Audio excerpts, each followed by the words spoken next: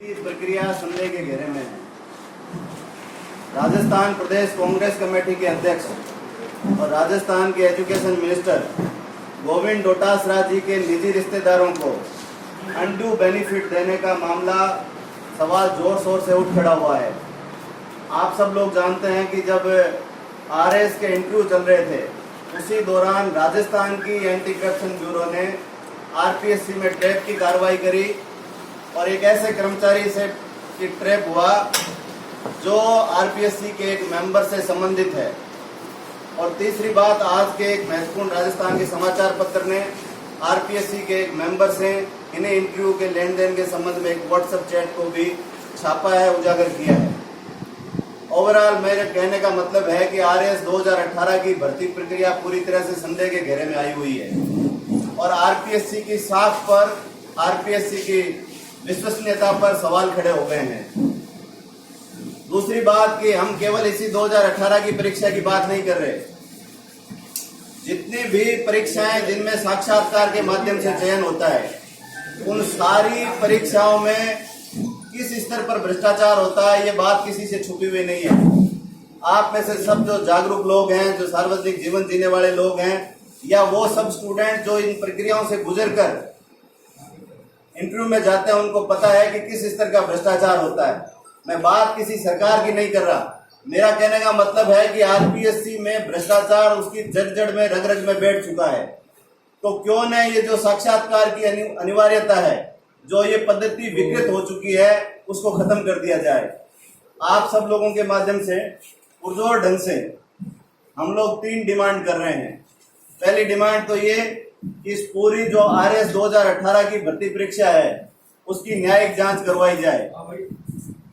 डोटासरा जी जब कल खुद बड़े तेज में आके कह रहे थे कि जांच करा ली जानी चाहिए, तो उनकी सरकार है, मैं मुख्यमंत्री जी से निवेदन करूंगा कि इस पूरी प्रक्रिया की न्यायिक जांच कराएं।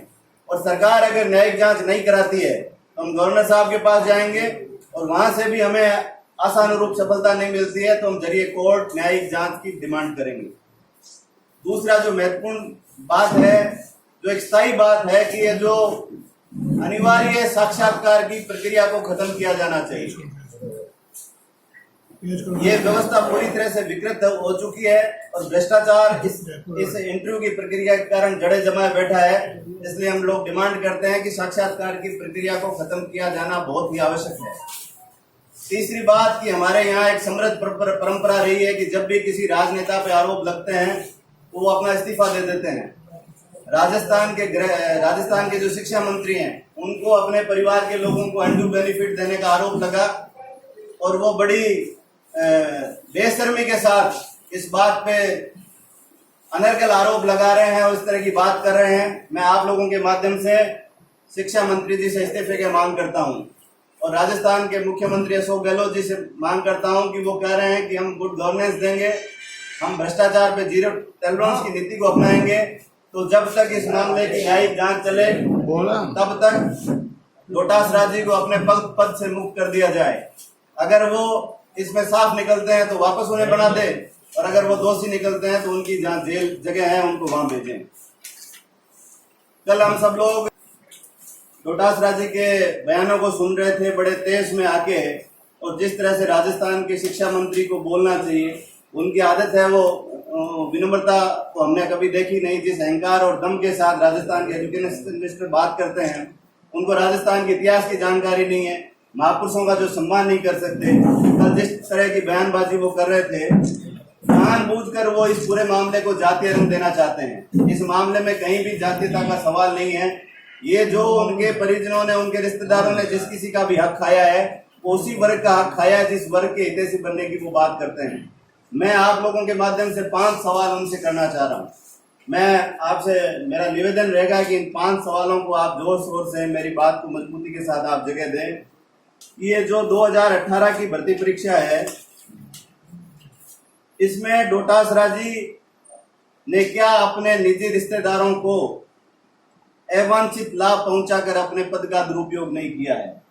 मेरा पहला सवाल है। दूसरा सवाल, क्या उनके जो समधी हैं रमेश पुनिया जी, वो क्रिमिनल श्रेणी में नहीं आते हैं? और जो फर्जी नॉन क्रीमिलियर ओबीसी का सर्टिफिकेट बनाकर उन्होंने वास्तविक रूप से जो पिछड़े हैं ओबीसी के जो अभ्यर्थी हैं उनके हकों पर कुठाराघात नहीं किया है। तीसरा सवाल जो सबसे महत्वपूर्ण सवाल है कि सीकर में एक कलाम कोचिंग सेंटर चलता है और शेखावाटी के सब लोग जानते हैं जिस तरह से कांग्रेस की सरकार आने के बाद उस कलाम कोचिंग सेंटर में पढ़ने वाले अभ्यर्थियों के सिलेक्शन हुए हैं कि आधे राजस्थान के सिलेक्शन एक तरफ, कलाम कोचिंग सेंटर के सिलेक्शन एक तरफ। ये बात स्पष्ट तौर से सिद्ध होती है कि कलाम कोचिंग सेंटर के जरिए सरकारी भर्ती में सिलेक्शन करवाने का एक रैकेट कलाम कोचिंग सेंटर के जरिए चलाया जा रहा है। मेरा सवाल डोटासरा जी से है कि उनका इस कलाम कोचिंग सेंटर से क्या संबंध है, उनके परिवार की क्या संलिप्तता है। डोटासरा जी इस बात का जवाब दें कि इस कलाम कोचिंग सेंटर में जो सरकारी भर्तियों में रैकेट चलाया जा रहा है सिलेक्शन का, उससे उनका क्या संबंध है। इस कोचिंग इंस्टीट्यूट से पढ़कर गए और सीकर के जो निवासी हैं उनको सरकारी सेवाओं में नियम विरुद्ध स्थानांतरण किए गए हैं। क्या शिक्षा विभाग में जो 2 साल से प्रमोशन के दौरान स्थानांतरण न होने की नीति है उसके विरुद्ध क्या डोटासरा जी ने एज एजुकेशन मिनिस्टर ट्रांसफर नहीं किए, ये मेरा चौथा सवाल है। और 5वां सवाल कि कल डोटासरा जी कह रहे थे कि हम निम्बाराम को जेल में डाल देंगे। अरे भाई डोटासरा जी आप हो क्या? राजस्थान के गृह मंत्री हो आप, डायरेक्टर जनरल ऑफ पुलिस हो आप, या इन्वेस्टिगेशन ऑफिसर हो? आपको ये बात कहने का हक किसने दिया है? आप ये बात किस हैसियत से कह रहे हो? और अगर आपको ये बात कहने की हैसियत नहीं है तो ये अनर्गल बयानबाजी एक देशभक्त संगठन के पदाधिकारी के बारे में करने का आपको क्या हक है? मैं आप सब लोगों के माध्यम से फिर से वही बात कहना चाहता हूँ कि इस बात को जातिगत रंग देकर वे उसी वर्ग का नुकसान करना चाह रहे हैं जिनकी पैरवी करने का वो दम भर रहे हैं। राजस्थान में एक बहुत स्वच्छ परंपरा रही है, उस परंपरा का पालन करते हुए उन्हें अपने पद से इस्तीफा देना चाहिए। और अगर वो नहीं देते हैं तो जो भ्रष्टाचार पे जीरो टॉलरेंस की बात करने वाले मुख्यमंत्री हैं उन्हें अपने इस मंत्री को तुरंत हटाना चाहिए। एक बात मैं और कहना चाह रहा हूँ कि वो बार बार कह रहे हैं कि मेरे खिलाफ कोई सबूत, उनके खिलाफ तो इतने सबूत हैं और जिस ढंग से मैनिपुलेशन उन्होंने किया इस भर्ती में अपने रिश्तेदारों को अनड्यू बेनिफिट देने के लिए, वो सबूत जब सामने आएंगे तो अशोक गहलोत जी की आंखें खुल जाएंगी।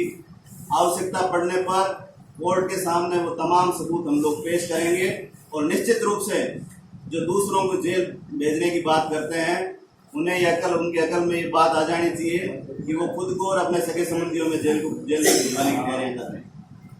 धन्यवाद। आपकी कोई बात हो?